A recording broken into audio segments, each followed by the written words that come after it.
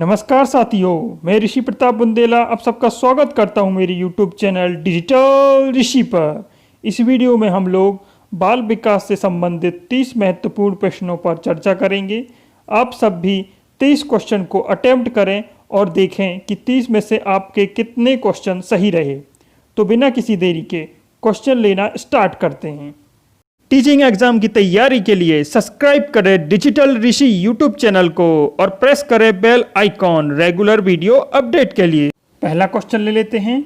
भारतीय संविधान के किस अनुच्छेद में 6 से 14 आयु वर्ग के बच्चों के लिए निःशुल्क व अनिवार्य शिक्षा का अधिकार शामिल किया गया है? तो इस क्वेश्चन का आंसर करें आप लोग। इस क्वेश्चन का जो करेक्ट आंसर होगा वो होगा ऑप्शन डी, अनुच्छेद 21A। अनुच्छेद 21A के तहत जो 6 से 14 वर्ष के बच्चे हैं उनको फ्री और कंपलसरी एजुकेशन देने का अधिकार शामिल किया गया भारतीय संविधान में। और ये कौन सा संविधान संशोधन था? ये था संविधान संशोधन 86वां संविधान संशोधन 2002 के अंतर्गत ये अनुच्छेद आया। इसके अलावा एक और अनुच्छेद आप याद रखें, 51A के। इसके तहत जो पेरेंट्स को अधिकार होता है, उनका राइट है कि वो छोटे बच्चे 6 से 14 वर्ष की आयु के बच्चों को कंपलसरी रूप से उनकी ड्यूटी है कि उनको स्कूल भेजें। तो इसलिए इस अनुच्छेद को भी आप याद रखें। अगले क्वेश्चन चलते हैं। अगला क्वेश्चन है, विद्यार्थियों को स्वतंत्र रूप से चिंतन करने तथा प्रभावी शिक्षार्थी बनने में सक्षम बनाने हेतु शिक्षक के लिए यह महत्वपूर्ण है। तो इस क्वेश्चन का आंसर कीजिए आप लोग। इस क्वेश्चन की अगर हम बात करें तो स्वतंत्र रूप से चिंतन विकसित करने के लिए विद्यार्थियों में अधिगम का मूल्यांकन करने की जो प्रवृत्ति है वो उनको यह क्षमता है, मूल्यांकन करने की क्षमता है वो आनी चाहिए, जिससे वे अधिगम के दौरान प्रत्येक स्तर पर जो अपना अधिगम है उसका मूल्यांकन कर सकें। और इस प्रकार उन विद्यार्थियों में स्वतंत्र रूप से चिंतन करने की प्रवृत्ति आती है। इसलिए जो इस क्वेश्चन में अगर ऑप्शन की बात करें तो यहाँ पर ऑप्शन ए यहाँ पर सही हो जाएगा। विद्यार्थियों को सिखाना कि किस प्रकार से वे अपने अधिगम का अनुवीक्षण करें, तो यहाँ पर ए ऑप्शन करेक्ट हो जाएगा। अगले क्वेश्चन में चलते हैं। अगला क्वेश्चन है, सार्थक अधिगम है। ऑप्शन देख लेते हैं। वयस्कों और अधिक सक्षम साथियों का अनुकरण करना। दूसरा ऑप्शन, उद्दीपक तथा उत्तर के बीच युग्मन तथा सहचर्य। तीसरा ऑप्शन, दी गई सूचना का निष्क्रिय ग्रहण। और चौथा ऑप्शन, निजी अनुभवों से ज्ञान की संरचनाओं का सक्रिय निर्माण। तो इस क्वेश्चन की अगर हम बात करें तो ऑप्शन डी यहाँ पर करेक्ट आंसर हो जाएगा, क्योंकि जब कोई व्यक्ति पर्सनल जो उसके एक्सपीरियंस है उनसे अगर कोई चीज़ें सीखता है तो ऐसा अधिगम लॉन्ग लास्टिंग होता है और हमेशा काम में आता है और ये सार्थक अधिगम होता है। इसलिए यहाँ पर ऑप्शन डी करेक्ट हो जाएगा। अगले क्वेश्चन में चलते हैं। अगला क्वेश्चन है, विद्यालय और सामाजिकरण के बारे में निम्नलिखित में से क्या सत्य है? ऑप्शन देख लेते हैं। सामाजिकरण में विद्यालय की कोई भूमिका नहीं होती, ये ऑप्शन बिल्कुल गलत है। बच्चा विद्यालय में अपने जो दोस्त हैं उनसे मिलता है, टीचर से मिलता है, तो उसका सामाजिकरण होता है। विद्यालय सामाजिकरण का एक महत्वपूर्ण कारक है, तो ये तो बिल्कुल सही है। सामाजिकरण में विद्यालय की बहुत थोड़ी भूमिका होती है, ऐसा नहीं है, काफ़ी भूमिका रहती है। बहुत कुछ सीखते हैं बच्चे सामाजिकरण के बारे में विद्यालय से, तो ये ऑप्शन भी हट जाएगा। अगला ऑप्शन देख लेते हैं। विद्यालय सामाजिकरण का पहला मुख्य कारक है। नहीं, ऑप्शन जो पहला मुख्य कारक परिवार और आस पड़ोस के लोग होते हैं बच्चे के लिए, तो यहाँ पर जो ऑप्शन डी है वो भी हट जाएगा। तो इसलिए यहाँ पर करेक्ट आंसर हो जाएगा ऑप्शन बी। अगले क्वेश्चन में चलते हैं। अगला क्वेश्चन है, शिक्षक बच्चों को सृजनात्मक विचारों के लिए प्रोत्साहित कर सकते हैं। ऑप्शन देख लेते हैं। उन्हें कंठस्थ कराने के लिए कहकर, नई कोई चीज़ रटकर आप उसे सृजनात्मक रूप से विचारों को डेवलप नहीं कर सकते, इसलिए ऑप्शन ए हट जाएगा। उनमें प्रत्यास्मरण आधारित प्रश्न पूछकर, नहीं, ये भी यहाँ पर हट जाएगा, क्योंकि आप स्मरण करके किसी चीज़ को सृजन नहीं कर सकते। सृजनात्मक विचार जो किसी के अंदर डेवलप नहीं हो सकते हैं, तो यहाँ पर बी ऑप्शन भी हट जाएगा। उन्हें बहुविकल्पीय प्रश्न देकर, बहुविकल्पीय प्रश्न देकर आप बच्चे की क्रिटिकल थिंकिंग डेवलप करेंगे कि आप क्वेश्चन कैसे बने या फिर ऑप्शन कैसे चुने, ये इसके बारे में पता करेंगे। आप उससे सृजनात्मक थॉट नहीं, जो विचार हैं उनको नहीं प्रोत्साहित कर सकते। तो यहाँ पर जो सी ऑप्शन भी हट जाएगा, तो यहाँ पर डी ऑप्शन करेक्ट हो जाएगा। उन्हें समस्या समाधान के विभिन्न तरीकों से सोचने के लिए कहकर, उन्हें अलग अलग तरीके से अलग अलग प्रॉब्लम में चीज़ें देकर, वो अलग अलग सिचुएशन में रखकर कैसे वो सोचते हैं, कैसे वो प्रॉब्लम से निकलेंगे, इसके लिए उनके विचारों को प्रोत्साहित करना चाहिए। और जब ऐसी कंडीशन आएगी तब बच्चों में क्रिएटिव थिंकिंग डेवलप होगी। तो यहाँ पर ऑप्शन डी करेक्ट हो जाएगा। अगले क्वेश्चन चलते हैं, क्वेश्चन 6। विशेष आवश्यकता वाले बच्चों से व्यवहार करने के लिए निम्नलिखित दार्शनिक दृष्टिकोण में से किसका अनुसरण किया जाना चाहिए? ऑप्शन देख लेते हैं। उन्हें पृथक करके उनकी शिक्षा किसी भिन्न शैक्षिक संस्थानों में होनी चाहिए। यहाँ पर यह ऑप्शन नहीं होगा, क्योंकि जो बच्चे हैं, जो विशेष आवश्यकता वाले बच्चे हैं, अगर वो किसी स्पेशल जो संस्थान है उसमें एजुकेशन ग्रहण करेंगे, जब वो काम करने आएंगे तब उन्हें लोगों की मुख्य धारा में ही काम करना होगा, तब उन्हें दिक्कत आएगी। तो यहाँ पर ये ऑप्शन गलत हो जाएगा। उन्हें केवल व्यावसायिक प्रशिक्षण दिया जाना चाहिए। ये भी सही नहीं है कि आप केवल उन्हें व्यावसायिक ही प्रशिक्षण दे रहे हैं और बाकी सब चीज़ें नहीं प्रोवाइड कर रहे हैं और एजुकेशन नहीं दे रहे हैं, तब ये भी काम की नहीं रहेगी। अगला है, उन्हें समावेशी शिक्षा और नियमित विद्यालय में अध्ययन करने का अधिकार प्राप्त होना चाहिए। तो हाँ, ये ऑप्शन सही हो जाएगा, क्योंकि जो विशेष आवश्यकता वाले बच्चे हैं उनको जो रेगुलर स्कूल हैं उनमें डालना चाहिए और उन्हें वहाँ पर कुछ प्रावधान दिए जाने चाहिए जिससे वे चीज़ों को सीख सकें और जो मुख्य धारा है उसके साथ जुड़ सके, और उन्हें जब वो काम करने जाएं तब कोई दिक्कत ना हो। तो इसलिए यहाँ पर ऑप्शन सी करेक्ट हो जाएगा। जो लास्ट ऑप्शन है उसको देख लेते हैं। उन्हें किसी प्रकार की शिक्षा की आवश्यकता नहीं होती। ये जरूरी नहीं है, हर किसी को हर टाइप से शिक्षा की आवश्यकता होती है। अगले क्वेश्चन चलते हैं। अगला क्वेश्चन है, अधिगमकर्ता केंद्रित विधि का आशय है। ऑप्शन देख लेते हैं कि शिक्षक अधिगमकर्ता के लिए स्वयं निष्कर्ष निकाले।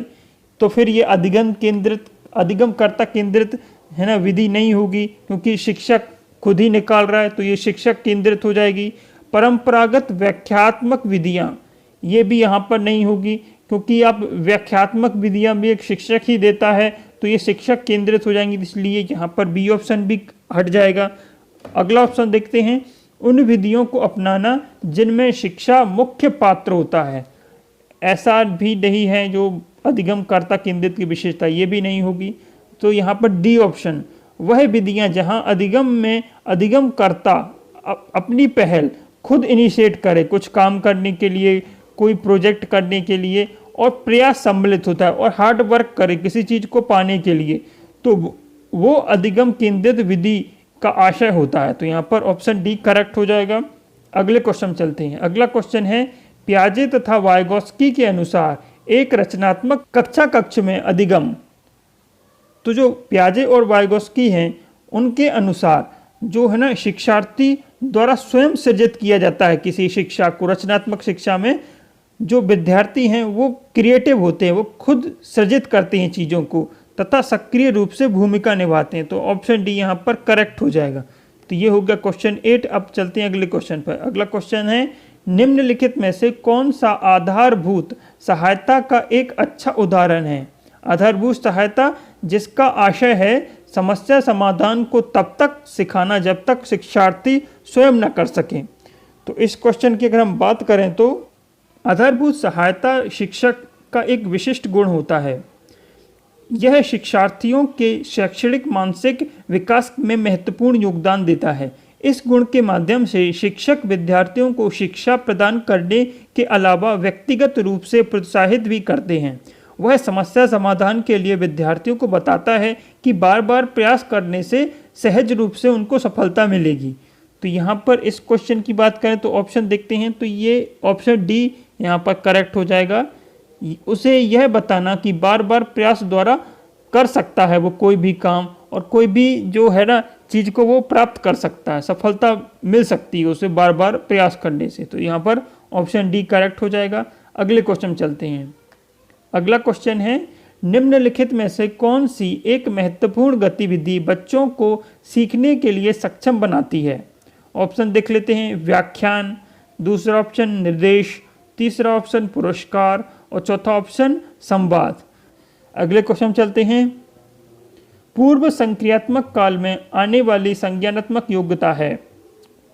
तो इस क्वेश्चन का जो करेक्ट आंसर होगा, जब बच्चा सेकंड स्टेज में होता है, जो पियाजे ने दी थी 5 स्टेजेस, उसमें जो सेकंड स्टेज है, सेकंड स्टेज में क्या होता है कि जो बच्चे में दूसरों के दृष्टिकोण की समझने की योग्यता आने लगती है। वो अपने से बड़े लोगों की बात समझने लगता है और सुनने लगता है, वो क्या चाहते हैं उनके बारे में अपना दृष्टिकोण बनाने लगता है और उनकी बातों को समझने लगता है कुल मिलाकर। तो यहाँ पर ऑप्शन बी इस क्वेश्चन का करेक्ट आंसर हो जाएगा।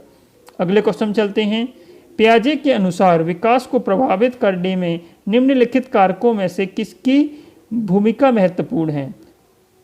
भौतिक विश्व के साथ अनुभव, दूसरा ऑप्शन अनुकरण, तीसरा ऑप्शन पुनर्बलन और चौथा ऑप्शन भाषा। तो पियाजे मानते थे कि बच्चा एक लिटिल साइंटिस्ट है, वो दुनिया की चीज़ों को देखकर उनके साथ एक्सपेरिमेंट करता है, वो देखना चाहता है कि वो कोई चीज़ कैसे काम करती है। जब बच्चे छोटे होते हैं तो खिलौनों या हर वस्तु को फेंक कर तोड़ फोड़ करके देखना चाहते हैं। तो जो भौतिक विश्व के साथ अनुभव है वो ज़्यादा उनको प्रभावित करेगा। तो यहाँ पर ऑप्शन ए करेक्ट हो जाएगा। अगले क्वेश्चन चलते हैं। वाइगोत्स्की की संतुष्टि के अनुसार बच्चों की व्यक्तिगत वाक की संकल्पना है।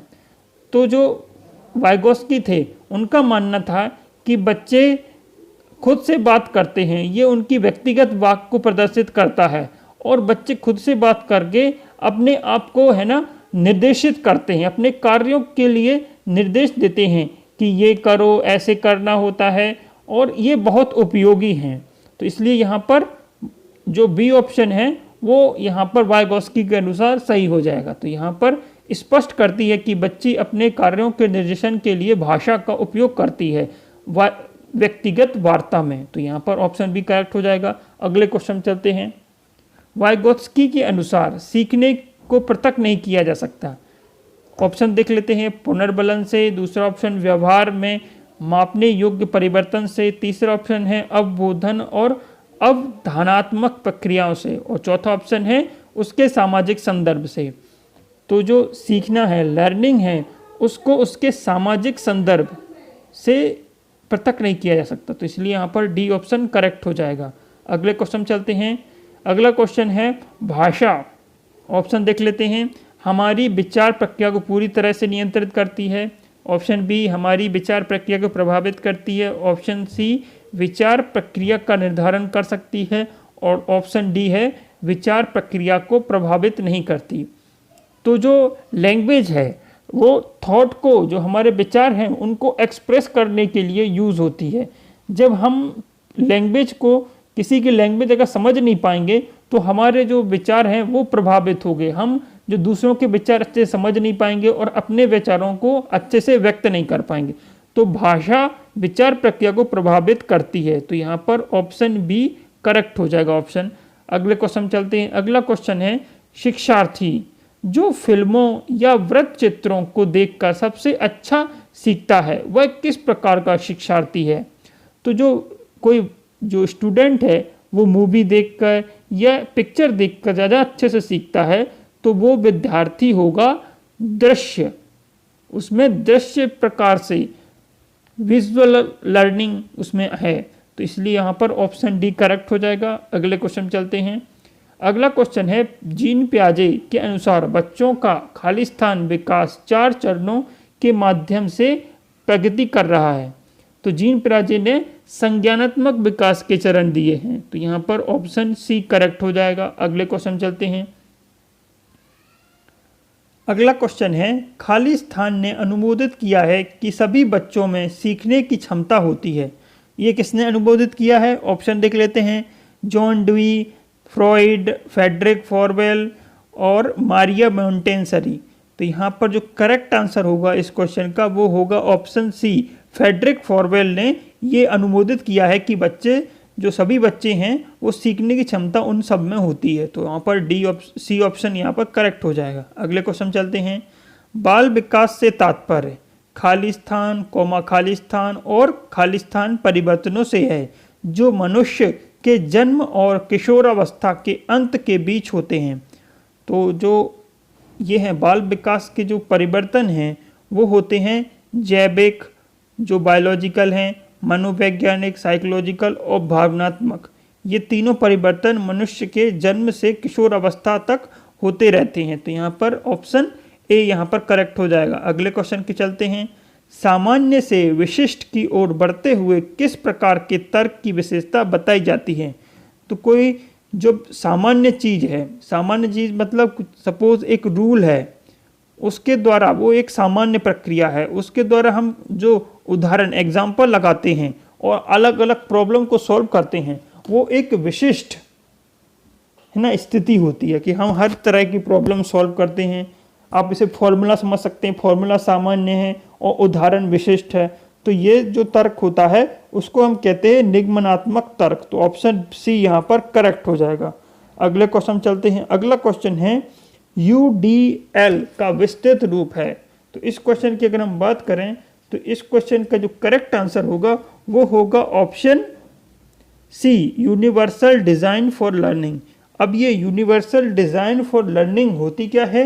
ये एक लचीला सीखने के वातावरण को तैयार करती है और सीखने के स्थानों को विकसित करने के लिए निर्देशित करती है। इसके अलावा इसमें अनेक सिद्धांत होते हैं जो शिक्षकों को सभी शिक्षार्थियों की विविध आवश्यकताओं को पूरा करने के लिए निर्देशित करते हैं। तो ये होती है यूनिवर्सल डिज़ाइन फॉर लर्निंग। अगले क्वेश्चन चलते हैं। अगला क्वेश्चन है रेवेन का प्रोग्रेसिव मैट्रिक्स टेस्ट मापता है। ऑप्शन देख लेते हैं। बुद्धि, व्यक्तित्व, मनोवृत्ति, प्रेरणा। तो रेवेन का प्रोग्रेसिव मैट्रिक टेस्ट बुद्धि का मापन यहाँ पर करता है। तो जब मैंने जो बुद्धि के मूल्यांकन पर वीडियो बनाया है उसमें ये सारे टेस्ट के बारे में मैंने एक्सप्लेन किया है। जो थ्योरी के वीडियो की लिंक है ना वो नीचे मैंने डिस्क्रिप्शन में दी हुई है, आप जाके वीडियो को देख सकते हैं। अगले क्वेश्चन चलते हैं। अगला क्वेश्चन है निम्नलिखित में से क्या ध्यान के शैक्षिक निहितार्थ में निम्नतम प्रभावी है? तो निम्नतम प्रभावी क्या है ध्यान के शिक्षार्थ के रूप में? सिद्धांत वार्ता, दृश्य श्रव्य उपादान, भाव भंगिमा और गतिविधि, और चौथा ऑप्शन है विविधता समावेशन। तो इस क्वेश्चन में सबसे ज़्यादा कम महत्वपूर्ण है वो है सिद्धांत वार्ता। अब थ्योरी पर वार्ता ज़्यादा इम्पोर्टेंट नहीं है, बाकी जो ऑप्शन देखें तो दृश्य ज़्यादा इफेक्टिव रहेगा, भाव भंगिमा आप अगर गेस्चर और गतिविधि के रूप में कोई कार्य करेंगे तो ज़्यादा अच्छे से ज़्यादा इफेक्टिव होगा, और विविधता समावेशन जो अलग अलग बैकग्राउंड के लोग आते हैं, अलग अलग विविधता के लोग आते हैं, उनको साथ में पढ़ाना एक तरह का निधि होती है। विविधता एक तरह की निधि है जिसके द्वारा हम बहुत सारी चीज़ें पा सकते हैं। तो यहाँ पर एक ऑप्शन हमारा सही आंसर होगा। अगले क्वेश्चन चलते हैं। अगला क्वेश्चन है भाषा सीखने के शिशु के जन्मजात क्षमता पर किस प्रकार का भाषा सिद्धांत केंद्रित है? व्यवहारवाद सिद्धांत, पोषण सिद्धांत, सहज सिद्धांत या सहज ज्ञानवादी सिद्धांत। तो इससे पहले मैंने एक थ्योरी का वीडियो बनाया है भाषा एवं विचार, उस वीडियो को ज़रूर देख लें, उससे काफ़ी इम्पोर्टेंट क्वेश्चन आते हैं। तो इस क्वेश्चन की अगर हम बात करें तो जो सहज ज्ञानवादी सिद्धांत है, नेटिविस्ट अप्रोच या नेटिविस्ट थ्योरी जो दी थी, जिसके अंतर्गत नॉर्म्स चॉम्स्की आते हैं, उनके अनुसार जो बच्चा है उसमें जन्मजात ज्ञान अर्जित करने की क्षमता होती है। तो यहाँ पर ऑप्शन डी यहाँ पर करेक्ट हो जाएगा। अगले क्वेश्चन चलते हैं। अगला क्वेश्चन है क्वेश्चन 25। एक शिशु को पिता को अन्य पुरुषों से अंतर करने में समय लगता है, विकास का यह दृष्टिकोण निम्न सिद्धांत के कारण होता है। ऑप्शन देख लेते हैं। पूर्ण से अंश, केंद्र से परिधि, अंश से पूर्ण और सामान्य से विशिष्ट। तो इस क्वेश्चन की बात करें तो ऑप्शन डी यहाँ पर करेक्ट हो जाएगा। जब बच्चा ये विभेद नहीं कर पाता है कि उसके पिता कौन हैं, जब वो सब लोगों को एक समान ही समझता है, तो वो उसका सामान्य दृष्टिकोण होता है। लेकिन जब वह जो है ना हर मनुष्य के अपने विशिष्ट दृष्टिकोण को देखने लगता है तो अब उसमें विशिष्टता दृष्टिकोण अपनाने आ जाता है। तो इसलिए ये होगा सामान्य से विशिष्ट का सिद्धांत। तो ऑप्शन डी यहाँ पर करेक्ट हो जाएगा। अगले क्वेश्चन बात करते हैं। अगला क्वेश्चन है, मैस्लो ने प्रेरणा के निम्नलिखित सिद्धांतों में से किस को प्रतिपादित किया है? ऑप्शन देख लेते हैं, मानववादी सिद्धांत, प्रेरक सिद्धांत, ड्राइव सिद्धांत और अपेक्षा सिद्धांत। तो जो मैस्लो हैं उन्होंने मानववादी सिद्धांत यहाँ पर प्रस्तुत या प्रतिपादित किया है। तो ऑप्शन ए करेक्ट हो जाएगा। अगले क्वेश्चन चलते हैं। अगला क्वेश्चन है, करोल डावेक के मानसिकता के सिद्धांत के अनुसार क्षमता के एक बृहद दृश्य का मतलब है। तो जो कारोल डार्वेक हैं उन्होंने माइंडसेट थ्योरी दी है। उनके अनुसार व्यक्तियों को उनकी क्षमता के स्रोत क्या हैं, इस पर उनके क्या विचार होते हैं, इस आधार पर उन्होंने दो तरह से लोगों को बांटा है। कुछ लोग मानते हैं कि उनकी सफलता बुनियादी क्षमता इनेट एबिलिटी पर आधारित है। वे बुद्धिमत्ता का एक निश्चित फिक्स्ड सिद्धांत पर आधारित है। और कुछ व्यक्ति मानते हैं कि उनकी सफलता कड़ी मेहनत, सीखने, प्रशिक्षण और कुशाग्रता पर आधारित है। तो वे विकास का वृद्धिशील सिद्धांत ये बताता है, ग्रोथ इंक्रीमेंट सिद्धांत। तो इस क्वेश्चन की अगर हम बात करें तो ग्रोथ इंक्रीमेंट सिद्धांत की बात की गई है। इसलिए यहाँ पर जो है कौशल और ज्ञान का एक विस्तृत विस्तार, ऑप्शन यहाँ पर सही हो जाएगा। ऑप्शन बी यहाँ पर करेक्ट हो जाएगा। अगले क्वेश्चन चलते हैं। सुकराती विधि को निम्नलिखित में से किस तौर पर जाना जाता है? तो जो सुक्रेट थे उन्होंने एक विधि को यहाँ पर डेवलप किया है जिसको प्रश्नोत्तर विधि कहते हैं। ऑप्शन बी, उसको हम सुकराती विधि भी कहते हैं क्योंकि सुक्रेट या सुकराती ने इसको डेवलप किया था। तो इसलिए यहाँ पर बी ऑप्शन करेक्ट हो जाएगा। अगले क्वेश्चन चलते हैं। 29, खाली स्थान शिक्षार्थियों को अपवादात्मक श्रेणी के अंतर्गत शामिल नहीं किया जाता है। तो अपवादात्मक श्रेणी के अंदर जो मंदबुद्धि बालक, प्रतिभाशाली बालक और धीमे बालक हैं वो आते हैं, जबकि जो एवरेज आईक्यू वाले बालक हैं वो नहीं आते। तो हमारा जो करेक्ट आंसर हो जाएगा इस क्वेश्चन का वो हो जाएगा ऑप्शन ए। अगले क्वेश्चन चलते हैं। लास्ट क्वेश्चन है, पहचान विकास संबंधित है एरिक्सन के सिद्धांत से, फ्रॉइड के सिद्धांत से, वाइगोस्की के सिद्धांत से या जीन पियाजे के सिद्धांत से? तो जो पहचान की बात यहाँ पर एरिक्सन के सिद्धांत में आती है। ऑप्शन ए यहाँ पर करेक्ट हो जाएगा। एरिक्सन के सिद्धांत के बारे में आप ज़्यादा जानकारी के लिए थ्योरी के वीडियो देख सकते हैं। तो इस तरह यहाँ पर हमने यहाँ पर 30 क्वेश्चन पूरे कर लिए हैं। 30 में से आपके कितने क्वेश्चन सही रहे कमेंट करके अवश्य बताएं। किसी क्वेश्चन में अगर कोई दिक्कत आ रही हो तो आप कमेंट में पूछ सकते हैं। वीडियो आप सबको कैसा लगा, अपनी प्रतिक्रिया एवं सुझाव अवश्य दें। वीडियो पसंद आया हो तो वीडियो को लाइक करें, अपने साथियों के साथ शेयर करें और जिन लोगों ने भी मेरे चैनल को सब्सक्राइब नहीं किया है वो मेरे चैनल को सब्सक्राइब कर लें और बेल आइकॉन दबा लें। तो मिलते हैं अगले वीडियो में। बहुत बहुत धन्यवाद आप सबका।